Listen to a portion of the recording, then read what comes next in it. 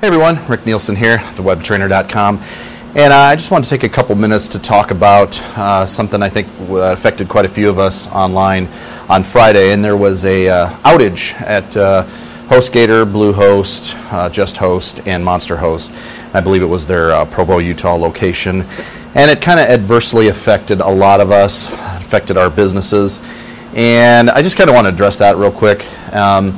First and foremost, I know those guys working at all those places were working their ass off to try to get it up and running, and I'm trying to look at this from both sides of the fence and just want you guys to think about it a little bit.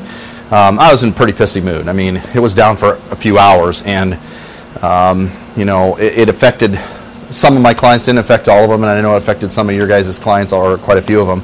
And I know they were trying really, really hard, and I know they were going through some type of network upgrade.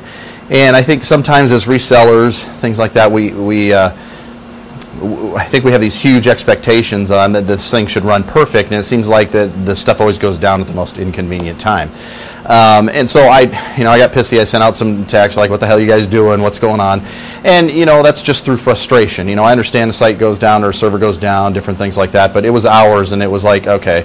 And sometimes I think we have to just sit back and know that that's their business too, and they got hundreds of people on this project, or however many they had on it, and so they're working as diligently as they can. And I guess from our standpoint as well, I guess one of the things that frustrated me the most was that the lack of communication. I mean, the chat got shut off on most of these. Couldn't get to their websites, or at least we could get to some of the websites. Submitting a ticket was next to impossible. And I think as resellers, we knew there was something wrong, and obviously they knew what it was. But it would have been nice to say that, look, we're going to shut chat down. We're going to shut this stuff down until we can get this problem resolved, because we just can't get to everybody's thing. And the other thing would have been nice too is a little heads up that you're going to be doing something like a network upgrade, and maybe not necessarily to the customers, but to the resellers, because the resellers, I think, are a big part of how a lot of these web hosting companies get their business. And sometimes I think we feel as if we're not important enough to even notify. I mean, if we've got customers on a dedicated box or on a reseller box that's going to be down for maintenance or something like that, it would sure be nice to get something to say, hey, here's what we're doing, here's when it's going to take place, so that we can notify our customers and say, hey, look, before you send out that big email blast to send them to this page you just got done, why don't we wait till after the network upgrade is completed before we go ahead and send that out. I know on my dedicated servers that I have with a couple of these companies, I get notification a week in advance. We're going to be doing a hardware update, we're going to be doing a software update, we're going to be changing some RAM or whatever it was, and I get notification. That's great. So then I pass that along to my customers, say, don't do anything crazy at this point in time until we get through this.